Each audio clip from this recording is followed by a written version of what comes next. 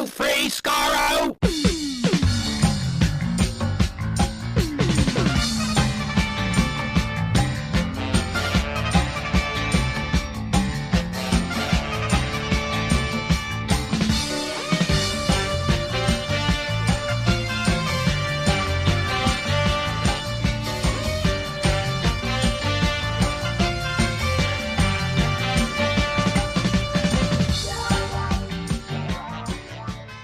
Hello, everyone. Welcome to Radio Free Skaro, episode number 804. I am Stephen in Edmonton. Born in Vancouver.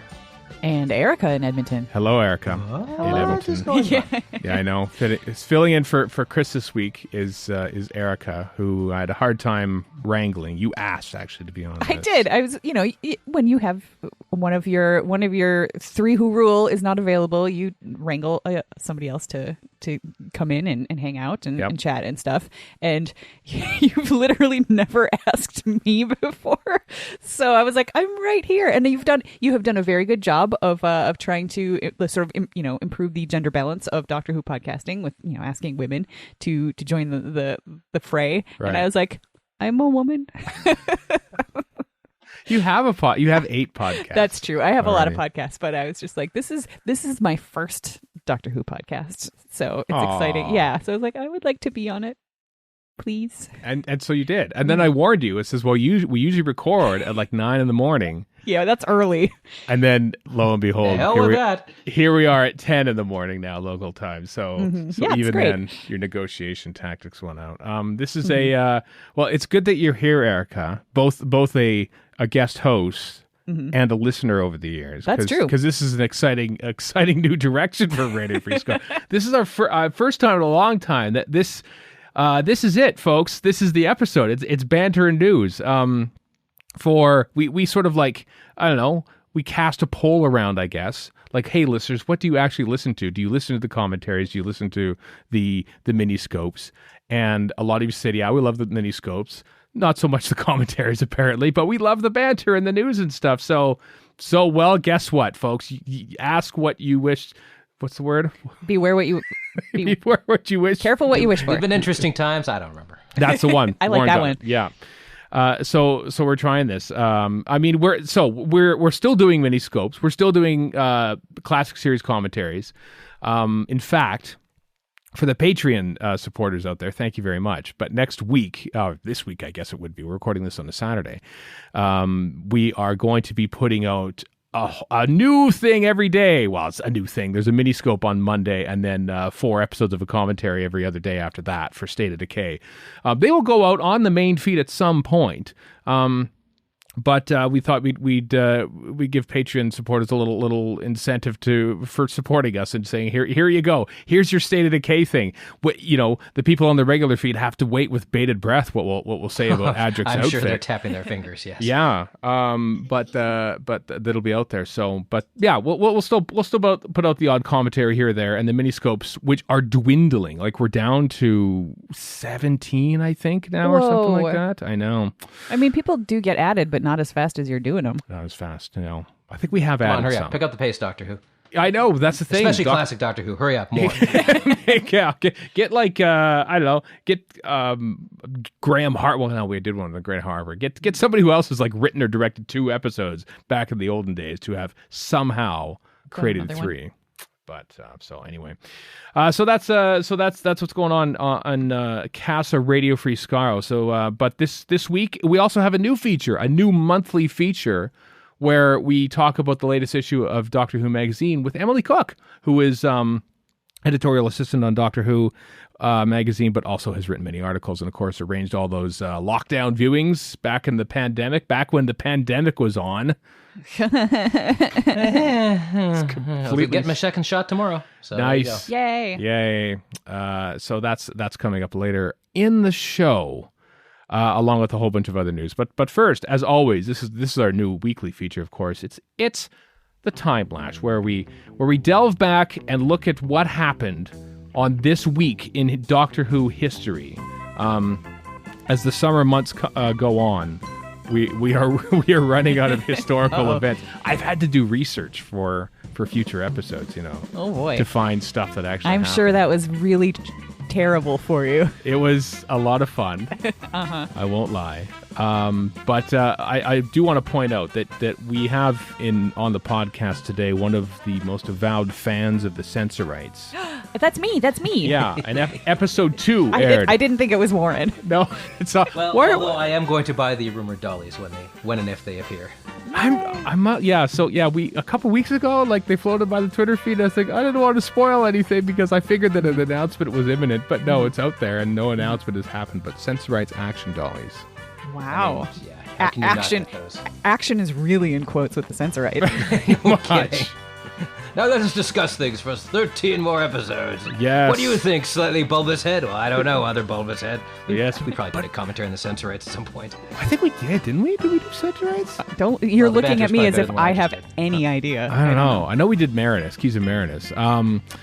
The thing about the censor rights action dollies, Warren, though, is that when you get them, you do have to store them in a darker corner, preferably with no noise, with sound baffling, so that they don't because they don't like loud noises and stuff. So, well, friend of the show Jeff Fink has made me several 3D printed things, including a Chumbly.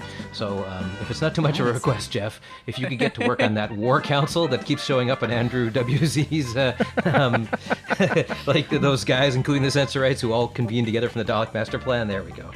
Yes. That's definitely worth one action dolly panel, all that work. Right, exactly. But anyway, episode 2 of the censor rights aired June 27th. Which, as much as I love the censor rights, I feel like episode 2 may have been a little bit of a letdown because episode 1 is genuinely amazing. Like even many people who don't love the censor rights admit that the first episode is really Most people. shows you. But yeah, episode 2, I still love it. I still think it's great. But it definitely doesn't have the same sort of feel and tone of that first episode. Because the first cliffhanger is that really spooky shot of the censor right, up in the view screen. And go, oh my god, what is it? And then the next week it says, hello. It's not the same costume at all, sadly. Yeah, I'm Johnny Censor right here to wish you a happy day, space travelers. I really wish they talked like that. Think about your family group. Censor rights. We'll be milking that censor rights for the next 4 weeks after this because that's pretty much the only thing that aired in July in history in Doctor Who. Apart from Monday is June 28th, which is the 13th anniversary of literally one of the seminal moments of modern Doctor Who. The Stolen Earth aired. Of course, at the end of that is when David Tennant's Doctor was supposedly regenerating. Not supposedly, he did. He was totally regenerating, and that was the cliffhanger. No one was expecting it. It made the BBC news ticker, as I recall. David Tennant. How did they hide it? Because they can't hide anything. I don't know. They were much better at hiding things back in those days, maybe. Well, they weren't that great at hiding That's things. true. They blew Eccleston's departure in 4 days flat. And his debut, since we saw it a week early, or however long. Good point. That's true. So they obviously learned their lessons because I remember that. Did you watch? You were. I was. Oh boy, I don't think I was watching in time at that point. No, I was. I guess I was. You weren't somehow magically acquiring the episodes shortly after broadcast in the UK. That wasn't. I think maybe I might have been, but honestly, weirdly, I don't really have a memory of that. Like, I feel like I probably was gobsmacked, but I don't have anywhere near a actual memory of it happening. I have a terrible, terrible memory for stuff. There are very few Doctor Who moments that I actually remember. Utopia is one of them. Ah, yes. Yeah, like that's a rare instance where I remember standing up off of the couch at my friend Dan's house and being like, "What?" That is exactly what I did, what I heard. And you will give your power to me. I'm like, "Oh my god, it's happening!" Yeah. And then my friend Dan, who's not steeped in Doctor Who lore the way I am, turned and looked at me and he's like, "What is your problem?" Just like, shh, go quiet. Go read up. Go read up on 50 years of Doctor Who history. And then he sort of he figured it out slightly after I did because he had been watching Doctor Who, but I knew way earlier than he did because of the signs and the cues and stuff. Mm-hmm. But yeah, I'm sure I was probably freaking out at the end of the Stolen Earth, but I don't remember it. But as far as I'm concerned, in my headcanon, that basically right around then in Journey's End, that is when he regenerated, and nothing happened after that until Matt Smith. It just went. Yep. I mean, a lot of people have done that fan edit. It means getting rid of Waters of Mars, which I'm a big fan of. I mean, it's a well-told story, but I don't really enjoy it because it's like, very horror-y, which is fine. But I don't like the Time Lord Victoria stuff. That's true. And that it doesn't last very long when you I know, but it casts a pall over the whole thing. So I think you could if we're retconning things right now. I think I've seen fan edits where basically Journey's end ends and then boom, he regenerates, and it makes sense. I think you could sort of turn the Waters of Mars into like one of those Babylon 5 TV movies, like in the middle of seasons. Yes, sure. That sort of fit into the canon, but don't really, and they don't really have to. You've actually created a series minus 6B or whatever the term was. Yes. But in reverse. That's it. Yes, we're actually erasing episodes. We figured, why not? The BBC you are did creating it. missing episodes. Yeah, why not? Let's do it. Congratulations, I guess. Yep, this is my headcanon. It's missing all of that stuff because I liked the Journey's End scene of saying goodbye to people much more than the End of Time scene of saying goodbye to people. Yeah, it's just like we already did this. Yeah, except in person when it actually meant something as opposed to going around thinking. And it was like this really great, the whole gang is back together. And I did at the time think it was kind of cheesy and roll my eyes, but in retrospect, I have come to appreciate that more, especially after this last year of not being together with anybody. Just the idea of bringing a bunch of people that you care about together after a long time really makes me think a little bit. Yeah. And I just thought that was such a gleeful and a wonderful thing to have. My headcanon also says that the Doctor never says anything about a TARDIS having to be run by multiple people because that is ridiculous. This still sticks in my craw. Yep. Really annoyed at that. Which is dumb. I know it's dumb for me to have anything in the show stick in my craw. What's the point? Don't care. It's in my craw too, Warren. I'm right there. But other than that, I really appreciate the hey, the gang's all here. We're working together to save the Earth, and I feel like it's going out on a high. Like that's the way I wanted my 10th Doctor to go, and he complains about it less if he stops there. I don't. Go on, Warren. Sorry, go ahead. No, I was going to say I don't know how the chronology is going to work for this because there's state of the case stuff we've recorded already. Will probably show up later, but in that I sing the praises of Davros, who actually totally calls the Doctor, rightly so, on how badly he weaponizes his companions. I'm like, yes, for all the problems in this episode, Davros nails him to the wall on that one. Yeah. I have problems with that. I feel like the Doctor falls for it too easily. I think that's Davros propaganda right there. But it's also nice to see Davros go beyond, to be more of a Genesis Davros and less of a ranting maniac Davros. Mm-hmm. It's true because that's the great Davros, is the crafty one who knows what to say to get in the Doctor's head. That's right. The one who convinces him that he's been just been closing his eyes for the last few millennia, and he's not actually blind. Yep. That Davros. Sure. Mm-hmm. Yeah. That also sticks in my craw a little bit too, to be honest with you. Yeah. Well, all right. This is good. We're getting it out of our system, and getting annoyed by things. I mentioned the Stolen Earth and being a high point in Doctor Who popularity. Mm-hmm. It did result in Journey's End finishing number 1 in the rankings, viewing figures. Those are the next week. Okay, so. I thought you meant because of that. The cliffhanger meant everyone was like, "What the hell? What is Dave? David Tennant's not going, is he? Oh, good, he's not. Oh, but he is because he's just about to go anyway." So, but hey, since we're talking about being disappointed, the Last of the Time Lords aired June 30th. Segue. Which 2007. I gotta be honest with you, having recently-ish rewatched, it's still not great. Like, it's still definitely the weakest of the three by far. Sound of Drums I find to be super fun, even though it's a lot of running around, but it's still super fun. It's not as bad as all that. And it does cure us of that stupid Dobby Doctor, which it also creates. So, Dobby. I hate. Dobby happens within this episode because he's an old man that for some at reason. the end of he's not Dobby for long. Nope. But he is for long enough. It makes no sense whatsoever. And I'm sort of headcanoning it to be like it has I have headcanon to fix just about everything. Rename this segment from the Timelash to headcanon. We bring up an episode of the past and then we find out ways to erase it from existence or fix it fix it. In this one, my idea is just that that cage that the Master is keeping him in, and there's something extra that the Master is doing to not only make the Doctor super age fast, but also mutate and like change the way in which he's aging, so that this is not supposed to be a representation of the way Time Lords would actually age, because that's clearly not the case. No. It's just there's the Master is terribly evil and is doing some extra stuff. So the only time you'd ever see a Time Lord turn into a Dobby Time Lord is if whatever the Master's doing is, keeping them in a cage, not allowing them to move. He's got no, you got to get up and move around every day, or have your physical therapist move you around every day. Otherwise, you're going to lose all your muscle tissue and stuff. And he's aging super fast. So, of course, things are going to be wrong. The musculoskeletal system is going to be off. So he's changed him to a battery hen or something like that. Yes. Basically, you cannot what I don't move. get is, not to jump ahead here, Ish, but people lose their minds about the Timeless Children, and I'm 75% on board the whole thing, to be honest. I've still got 25% of idiotic classic who, I don't think so, to contend with. Right. But people have a problem with that, and not with this, with Dobby Doctor. Come I know. on. This is the original problem. That was like a turning point for me, because up until then I was pretty much unapologetically enjoying the modern Who series, and then I realized it can be bad, can't it?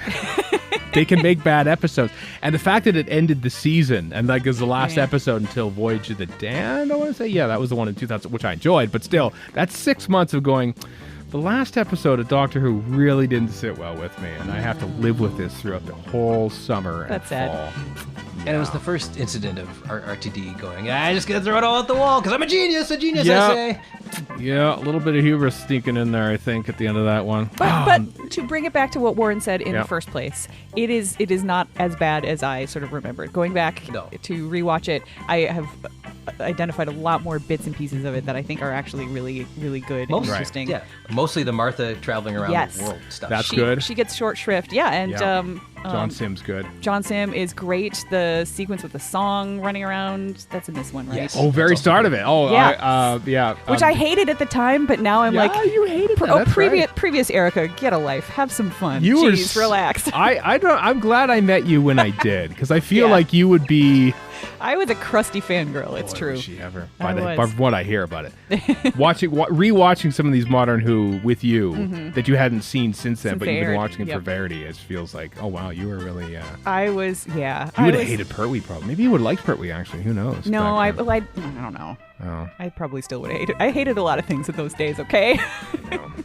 I've come around. I'm sure I did too. I can't plead clemency on that one either. I'm sure I had all sorts of idiotic opinions that I no longer have because I'm too old to care anymore. Yep. So anyway, I'm agreeing with Warren's opinion that this is not as bad as it as we thought it was. Well, am I going to go to my way to watch it? No, but it's not bad. But if I start watching Utopia and just want to keep going, exactly, yeah, that's the way to do it.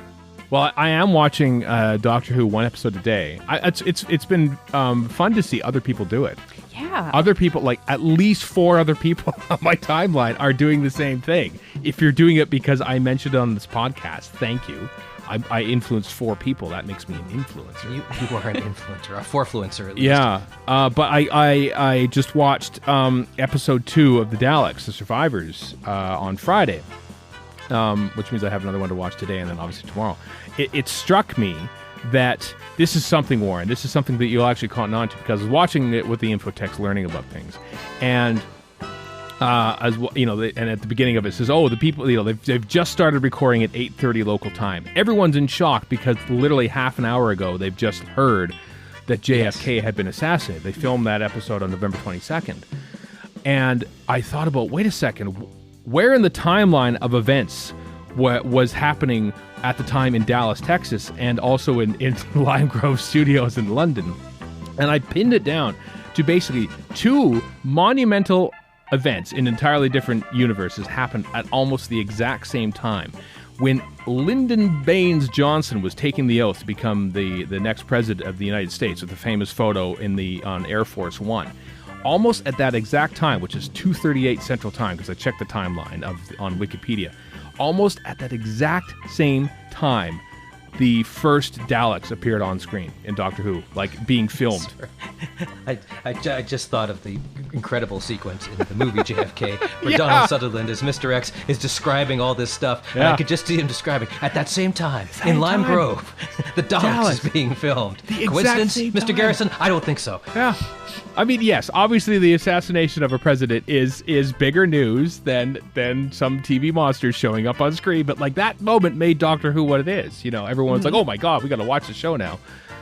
Happened at the exact same time. But on July 1st, 1967, Canada's centennial was July 1st, 1967. Oh. That same day, the evil of the Daleks. Speaking of monumental events, the evil of the Daleks, supposedly the end of the Daleks, the final end at the end of the evil of the Daleks, happened when Canada was celebrating its 100th birthday. Wow. Yeah. That's a big day. I like Evil of the Daleks. It was a big moment in Canada, Warren. I know you weren't alive back then, but even though I am ancient. I have a coin. I have a coin from the centennial. Do you? Yeah, it's got that little logo on it. It was actually... I have no idea what you're talking about. No, I'm seeing it in my mind's head. There's a great film called Design Canada. Oh, it's fantastic. Yeah, which is Highly all... recommend it. There's a big design movement in the late 60s and early 70s in Canada. Like all the logos and stuff, like the Expos logo, and I'm holding a cap up right there. So influential. Like, I didn't even realize how influential. Done just here, but like all over the world. Yeah. It all started from the World's Fair and I think our Canadian flag debate too.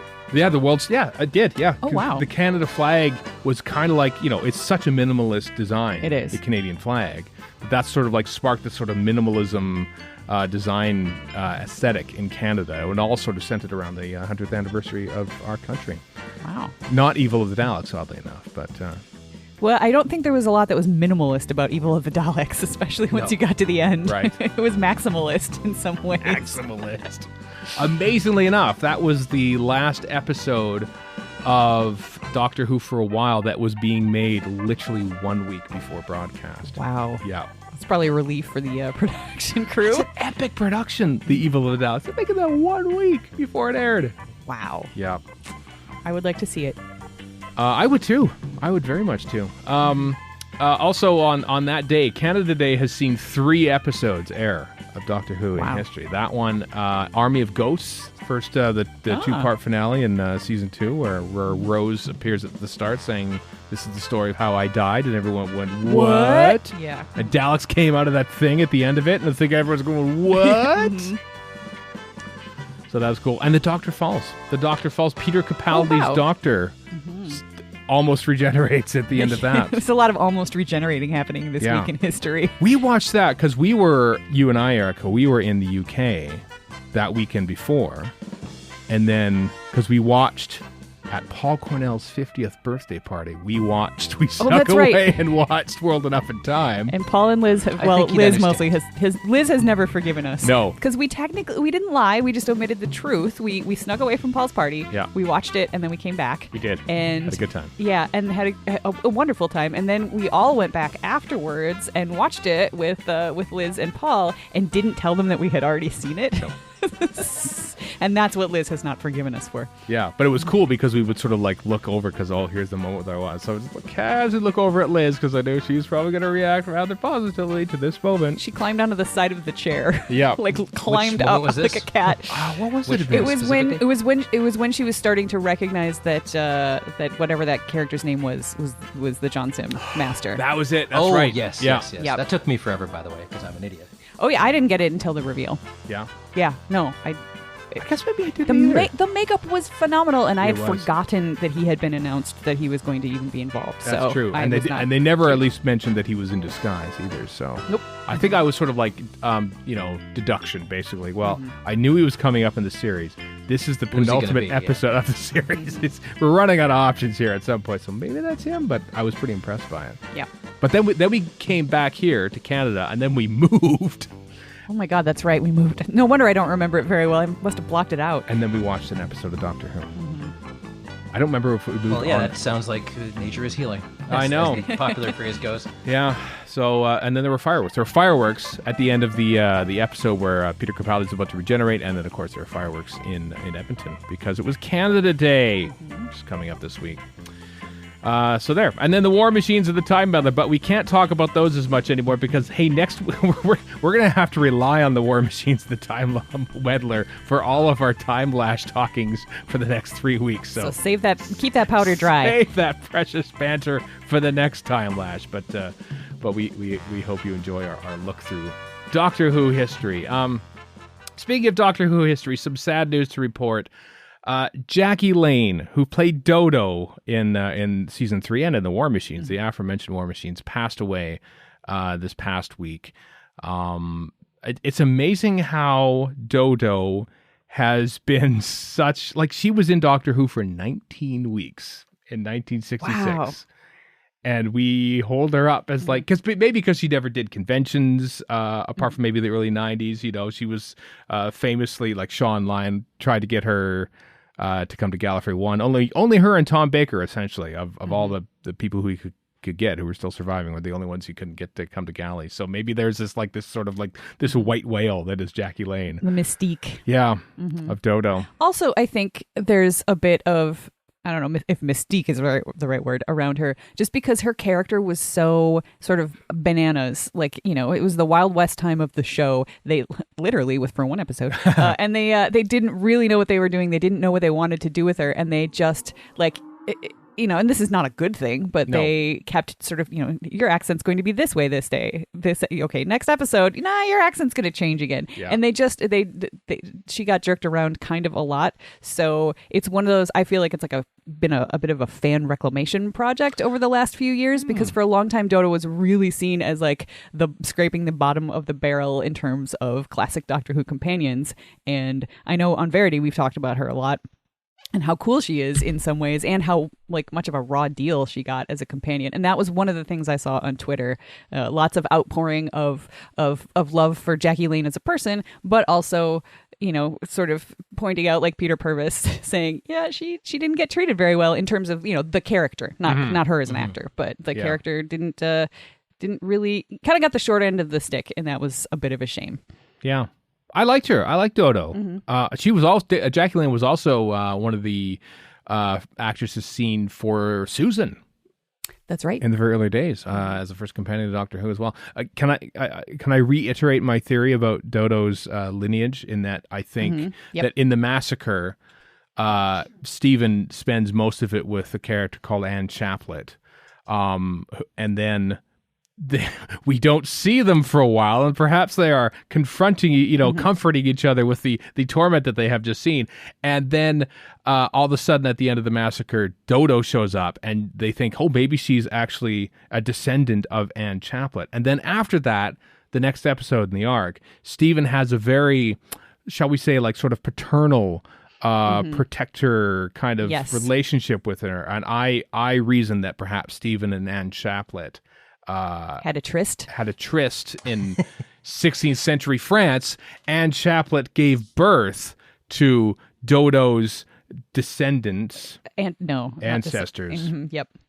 That is the best kind of fan theory. So half-baked. So basically, Stephen is Dodo's like great grandfather, and that's why he is looking out for her so much. I love it. Would you like to also, should we state our Dodo theory from Lazy Doctor Who? What was that? I thought that was it. No, that's one of them. But the other one is that the reason that her accent keeps changing and she seems so kind of out of it is because, remember, the first time she shows up, she says, I just witnessed a car accident. And like she's trying to use the phone box to actually call for help. We suppose that she was possibly involved in that car accident and had some sort of brain trauma. Remember, this was the idea we came up with. That's right. Yeah, and that she was maybe, it's the swinging 60s. She may have also been on some psychedelics at the time. True. So she joins the TARDIS, and she's still a little, LSD can keep you rocking for a while. And also she's just been through this traumatic incident, possibly involved in a car accident. She says she saw it, but maybe she was, maybe she partially caused it. We don't know.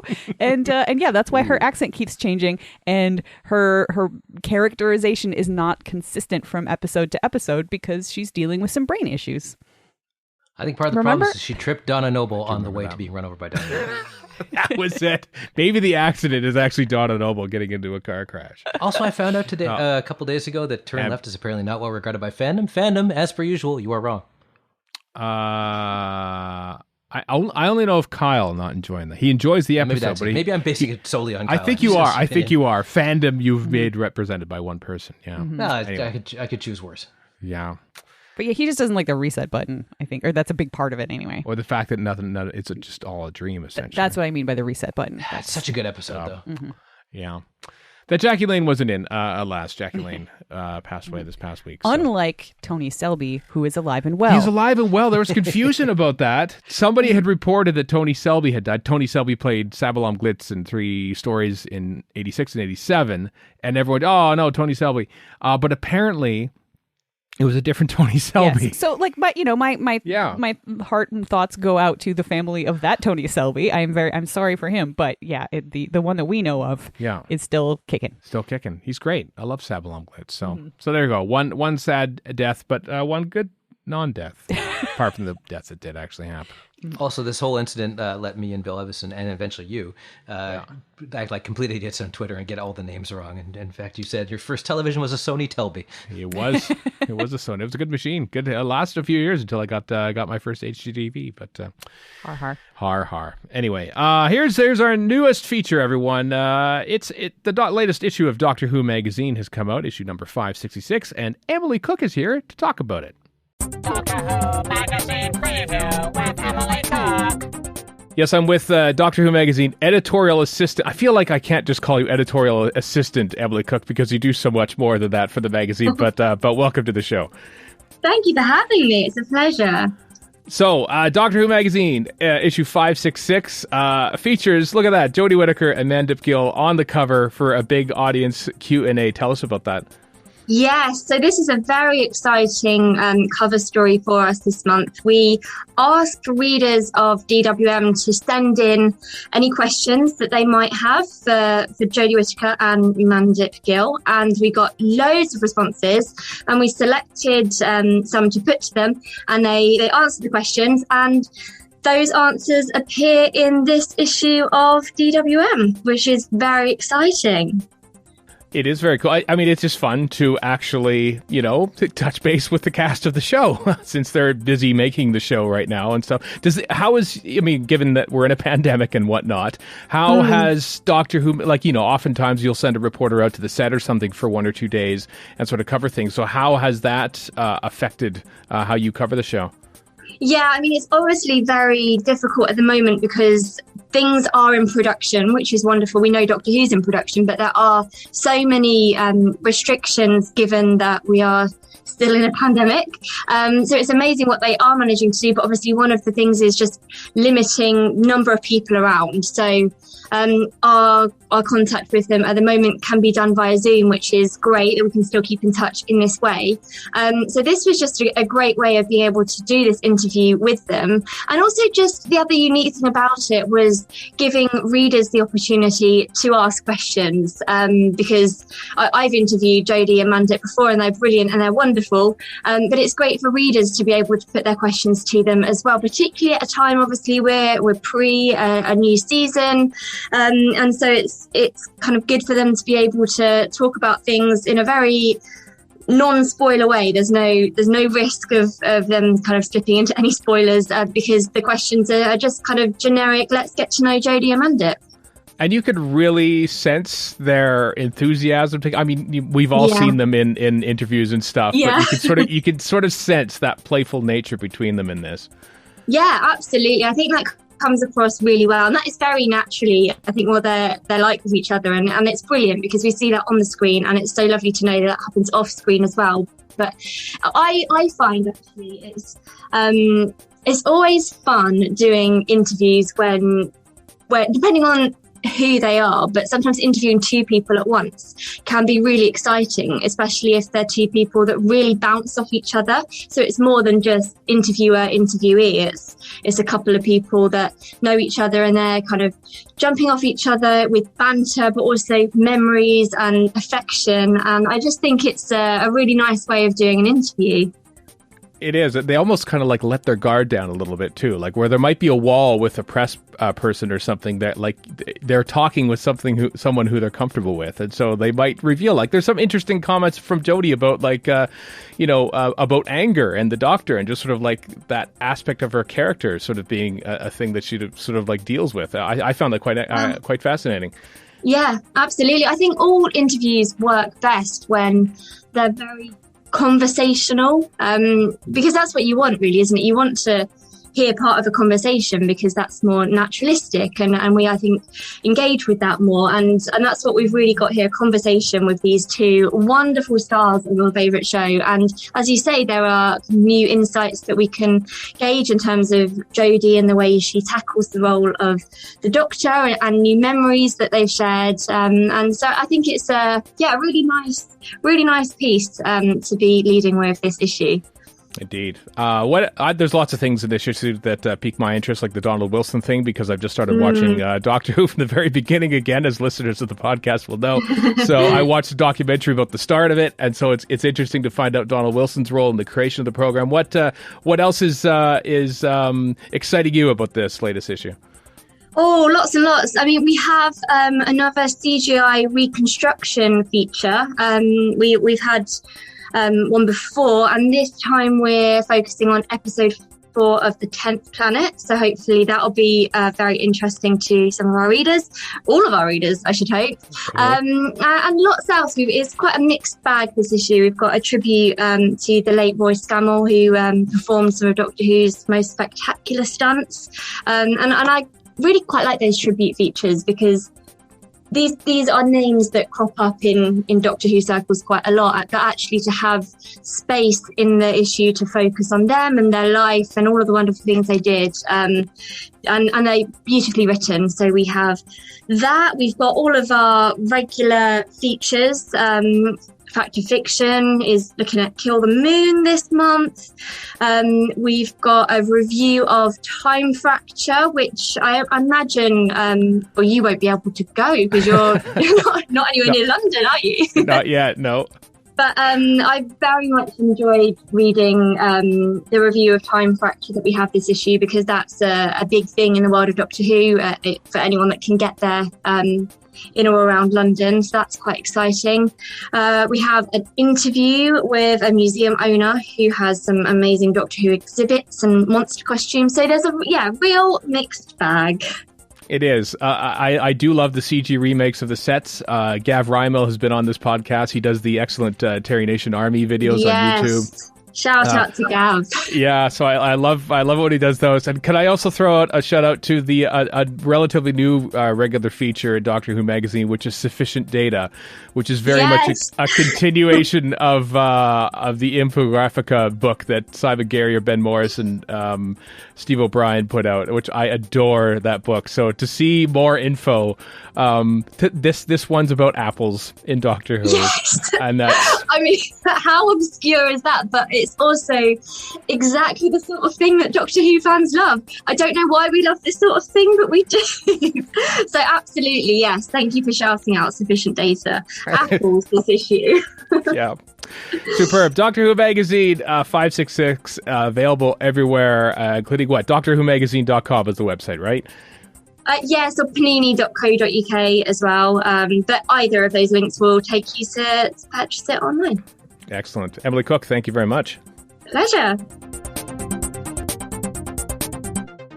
Thank you, Emily. Every 4 weeks, Emily will come back on and we'll talk about some various things that are in the latest Doctor Who magazine. Every 4 weeks or every month? Every 4 weeks. It comes out every 4 weeks. I did not know that. Yeah. I was very specific to say every 4 weeks, which means I think they come out with like 13 issues a year as a result. Cool. I think that's why they do it that way, but yeah.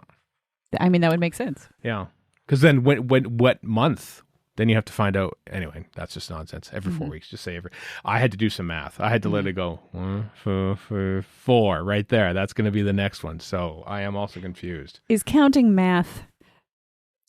I think it is. I guess maybe. Anything with numbers is Sure. math. Or you just saying I had to do some math, and then I find out that the math is you counting 1, 2, 3, 4, 1, 2, 3, 4. Slightly less impressive. Well, is it 4 weeks including this week, or? Oh, okay. You know, I don't know. Anyway, 4 weeks from now, Emily Cook will be back talking about issue number 567. Hey, this is exciting news. It's every week I talk about how difficult it is to think about things that are in the future, but Gallifrey 1's happening in February. Yay. Right? And Joe Martin. Woo! confirmed as a guest for Gallifrey 1 2022, as trolled by the official announcement saying the first on-screen Doctor, because of course technically she's pre-Hartnell. Is she? Probably. I don't know. Who knows?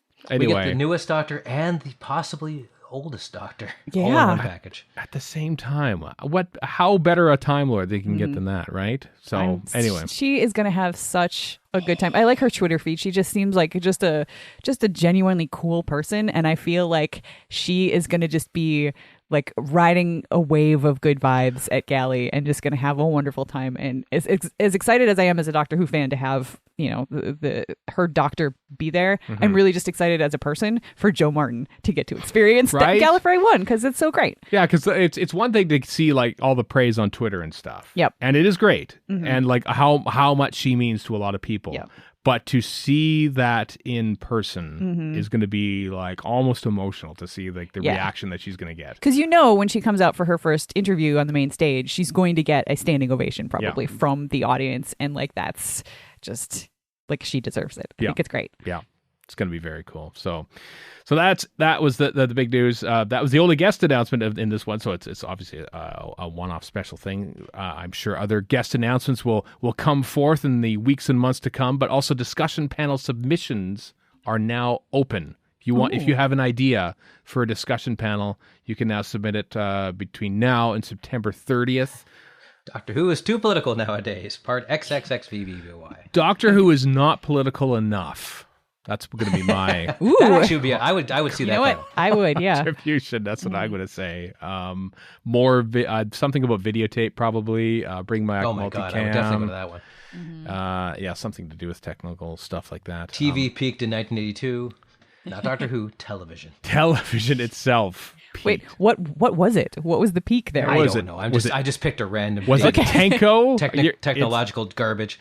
Because Blake 7 ended in December of 81. The Sandbaggers ended in 80, right? I think 1980. I mean, so. 82 is a hallmark year for sci-fi movies, but I don't know. That's probably why I pulled it And out. hey, Television peaked in 80. There we can go with that, and then movies. There we Davison's 82. listen, 1982 was for the classic series the last time that an episode got over 10 million viewers. So Wow. technically Doctor Who did peak in 1982.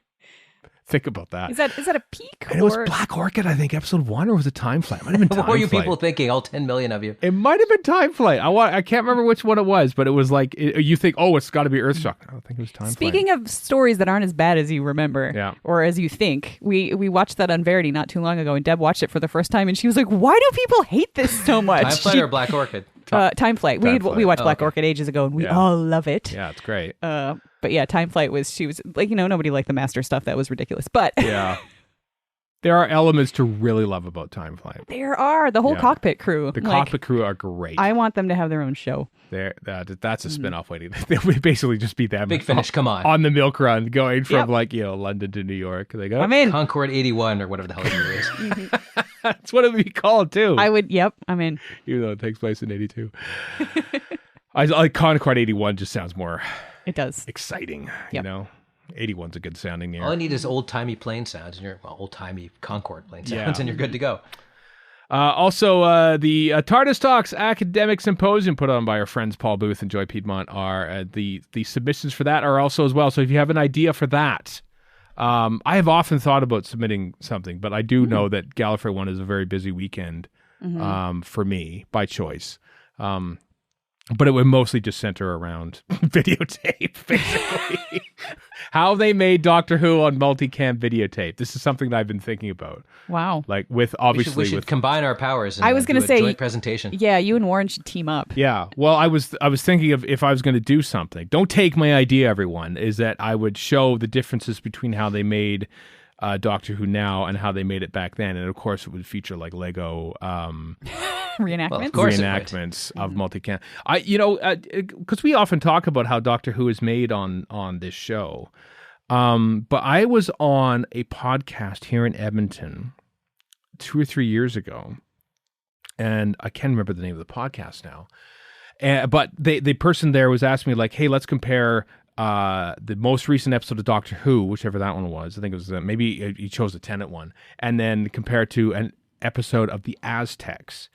And I told him how it was made, I just sort of assumed that everyone knew about videotape and multicam stuff, but he didn't realize that's how they made Doctor Who back then, was multicam. Like, this is the thing that maybe, nerds like us are all over about, but maybe a lot of people don't realize that they're actually shooting that with 3 cameras shooting the action simultaneously, and they're just switching between it. So maybe such a presentation could be helpful. Mm-hmm. And it would be an excuse to make big giant studio cameras out of Lego, which is the real incentive here. Let's face it. Well, if anybody else has ideas, don't self-censor. That's not the word. Self-reject. Yeah. And even if it's this idea, because we're not going to do it. Let's be honest here. Yeah. But don't take my idea. But do find other ideas, but not mine. But yes, and both Joy and Paul, who run that TARDIS Talks track, are very, very lovely people, and you can reach out to them on Twitter or probably other ways, and just to get an idea of what kind of stuff has been done, what kind of stuff could be done. I know a lot of people have said, I kind of had this idea, and then I went and I didn't do it, and then I went and I watched other people, and I was like, I totally could have done that, and you know what? You totally could do that. So give it a shot. Absolutely. Links in the show notes, readyfreescott.com, with where the Gallifrey One pages where you can submit your ideas. Also, art show reservations open July 15th, and the dealer's room update. The dealer's room will be a little more spaced out, because usually they have like the autographs and the meet and greet sort of like at the back end of the dealer's room there at Gallifrey One, but those are being moved up to Program Hall B. So it's all going to be just all vendors all the time in the dealer's room with a list of all the vendors there, all the dollies. Warren, just think of all those places that have been just like. There's a dolly deficit that I have to. Part of me wants to order the companions now, and part of me is like, but do I wait for Gallifrey to do it? What do I do? It seems to be like there's be a ceremonial element to just waiting to get in a galley, right? You don't want to go and pay £40 for shipping to get a Missy figure just a month before you go to the UK and could just buy it off the shelf. But you guys are on stage when the dealer's room opens. Exactly. It's a real conundrum. It is. Well, agents. Got to get an agent or something there, Warren, to go out there and pluck them out. Are you represented? Yes, I have somebody buying me dolls at this very moment. This is my agency. That would very much confuse people in LA, where it means something very different. Yeah. Anyway, Gallifrey 1, 18th to 20th. Passes are still available, by the way. I know they've been, obviously they sold them before they stopped for the most recent one back in shortly after Galley 2020 wrapped up, wasn't it? I don't remember the timeline of events, but passes are still available. So do get some. Let's all meet together at LAX Marriott in February 2022. And forget this whole pandemic nonsense, hopefully by then. Let's not forget it. Let's learn from it. Let's learn from it. The That's Gamma very variant, true. otherwise known as the Hulk variant, will... Yes. By us cocktail vacciners, because we've all got 2 different vaccines flowing through us. Well, not quite yet. Well, I guess by the time you listen to this, I will. Yeah, I will actually be getting it into my arm at the time you are listening, if you listen upon release. 2 monumental events coincide once again. This release of this podcast episode and Warren getting a second vaccine dose. How about that? Speaking of monumental events, and indeed making up for lost time, Christopher Eccleston is coming to Calgary Expo in September. Yay! Woo! Holy crap. He, of course, was supposed to be there in April of 2020 before the world shut down. So it's basically press pause and unpause, and here we go. Eccleston's coming to Calgary. That's awesome. Yeah. Yep. We already said he's going to be at Orlando MegaCon in August, so this is just a continuation of his tour of conventions. So I reckon we'll probably be going to that. I would assume so. Yeah. Yeah, it's they don't always have Doctor Who guests, but it's only a 3-hour drive for us, so yeah, it's a nice road trip. Yep. That'll been all. I mean, because we've had Tennant, we've had Matt Smith in this city. Yeah, right. Edmonton Expo, and Capaldi was at Calgary Expo a couple years ago. Mm-hmm. Sylvester McCoy also.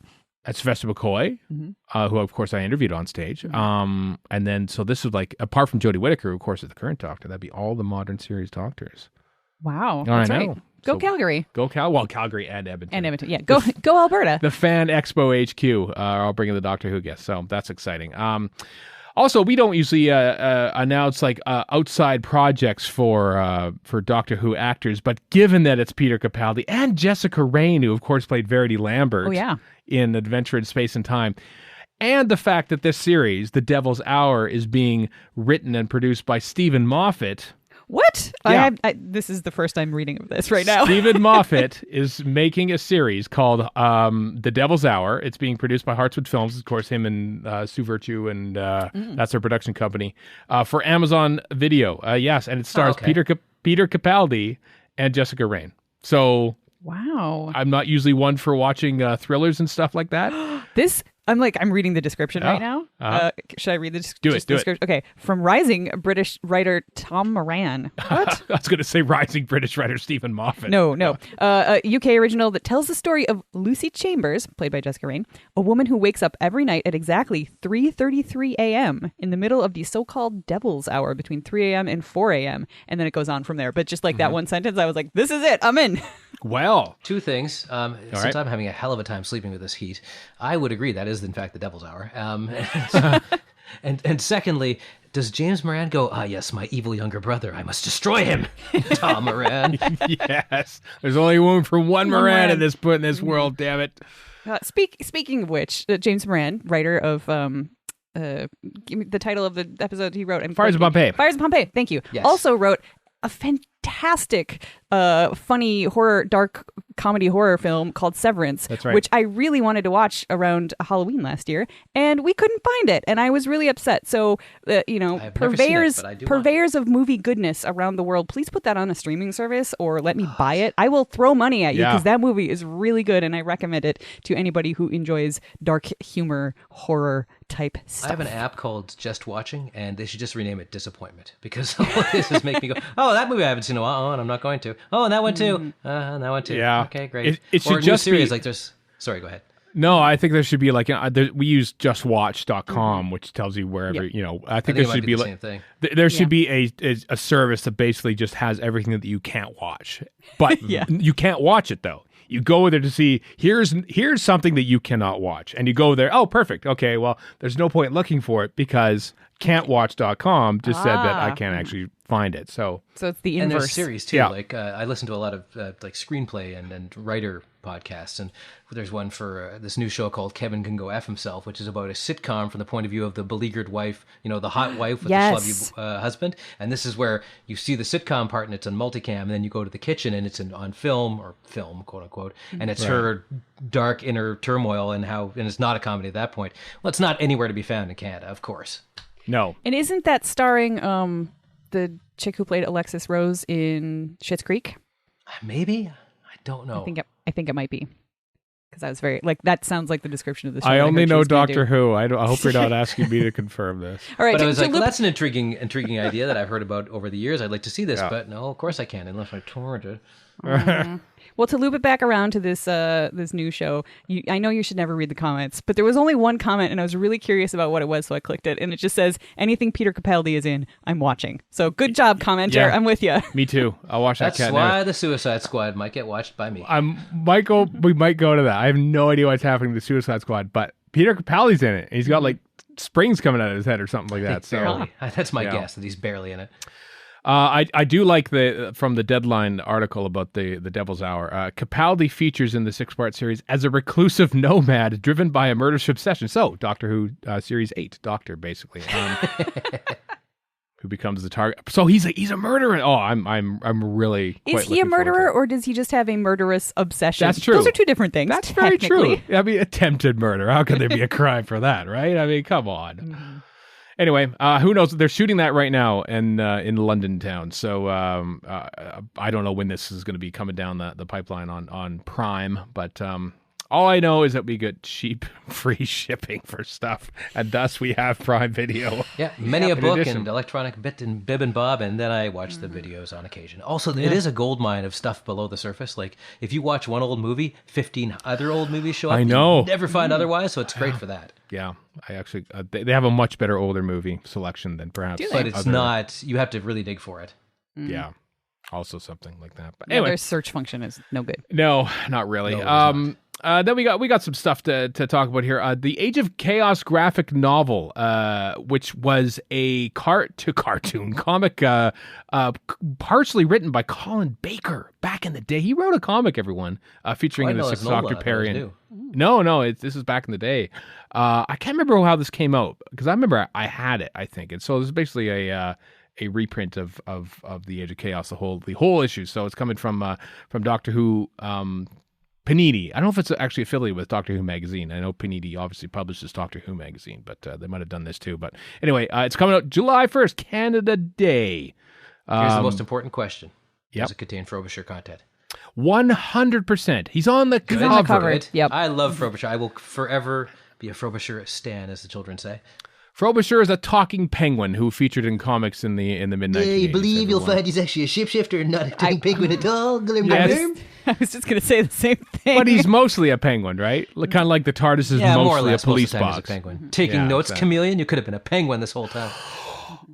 I don't know the canon of Frobisher, but is Chameleon Frobisher or vice versa? I don't think so. Oh. No. Well, that's the same thing, basically. Well, in Series minus 6B, that's all resolved, but you'll never see it. So. That's true. That's true. Anyway, that's coming July 1st. And it also features stories featuring the 3rd, 4th, and 7th Doctors, including the Doctor's greatest enemies, the Daleks, because I'm just looking at the authors here, and yes, Colin Baker, but also Dan Abnett, Paul Cornell, and Gareth Roberts. How about that? Oh, neat. So, yeah, That's the whole collection. 3 out of 4 ain't bad. Also coming, this is Derek Compera alerted us to this book. It's coming also on July 1st. Not in Canada, though, might I add. I tried to order this book. When's it coming out? They're not able to, they don't have rights to sell it in Canada. But it's called We're Design giant. for... How can people miss us like this all the time? We're in the way. Design for Doctor Who. It's by Piers D. Britton. It's all about design in Doctor Who. About like he focuses on like a couple instances like the 4th and 13th Doctor outfits, also like set design and like all this sort of thing, how they actually designed stuff, like produced it like in the modern series and in the classic series as well. So this looks like a really intriguing book. Simon Guerrier did a review of it back in May, actually, well before it's coming out. Which is I'm intrigued to read because since I don't have access to the book itself, I have to read reviews of it so I get an idea of it. But I feel like the type of podcast that we are talking about the making of Doctor Who, this kind of book is right up our alley. So it might be up your alley too. Links in the show notes. If you're in the US, UK, Australia, or India, you can purchase this book. Well, there is an ebook version that's not available in Canada. Do you want me to buy it as a U.S. person and then just give you the file? That's odd. I could probably do that. Like I literally, your American citizenship is there. Do you have to provide a passport? Like I'm going to find a way around this. I'm going to find a way around this. I mean, because when I moved, I was already hip deep in the Amazon.com Kindle library. Like so whenever I read anything on my Kindle, which is rare because I've mostly switched to my Kobo, but I still buy stuff from the U.S. site because that's where all of my books are. Yeah. So. I'll find a way. Okay. I'll find a way. Don't at me, folks. We'll find a way. It's coming out July 1st. That's such a slap in the face that they put this book out on Canada Day. Oh wow, man, can't even get it. Jerks. Last bit of news. This is a great story. So Lewis has a campaign. There's this kid called Lewis. He's 19 years old. He's blind. And he is putting together this campaign, this crowdfunder campaign, to have what's called a living painting book. A living painting book is kind of like a book that has pictures, but they're sort of like in relief. Like bas relief, like 3D-ish? Kind of like that, so that he could sort of feel the pictures. It's kind of like, I'm not blind, I don't know the terminology for it all, but there are other books that exist like this, but he wants to make or have made at least, a book about Doctor Who with living relief pictures on it. So it's a very cool cause. I saw that Derek Jacobi has led his support to this as well. Nice. Sir Derek Jacobi. But the crowdfunder link is in the show notes. The target is £15,000. He's about over a quarter of a way there already with 52 days left. Oh man, I am totally giving some money to this campaign. This looks amazing. Me too. I appreciate Peter Hardis's tweet about it. He's rarely on Twitter, but he popped on the tweet. Surely someone could spare a Telmar or two to support this. Nicely Nerd. done. Wonderful Sunbakers reference. So yeah, it's a very good cause. Links in the show notes at radiofreescar.com if you want to help support Lewis in this great initiative. Also, there's like pictures and video, so you can see what living paintings look like, because it's a hard thing to sort of describe, but it looks really, really, really cool. So I'm in. Awesome. Well, there we go. Look at that. We filled an hour of nothing. How about that, folks? An hour of nothing. Otherwise, no one is. Most of the time, Doctor Who's not on. Pretty much. Well, I hope you enjoyed all that. We enjoyed that. Erika? Hope you enjoyed that too. I did. I was. Well, I'm not going to say I was nervous, but I was sort of like, oh, this is the first quote unquote banterful episode. You bring me in, and I feel like I probably bantered more than enough to help you out. turned it from help drag blather it out. into banter, so there you go. It's all part of it. It's all part of the fun. Anyway, as I mentioned at the beginning of this podcast, Patreon supporters, there's a whole bunch of goodies coming in your Patreon feed coming this week. A second half of our Barry Let's Miniscope plus 4 episodes of the State of Decay commentary, which are coming. So stay tuned for that. Those will appear on the main feed later on this year. But yeah, that is it for this episode of Doctor Who Radio Free Skaro. Until next time, I am Stephen in Edmonton. Warren in Vancouver. And Erika in Edmonton. So long for now.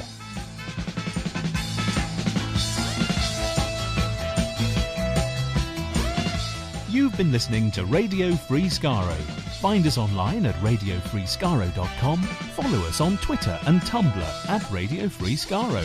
Subscribe to us on iTunes and donate to the show at patreon.com/Radio Free Skaro.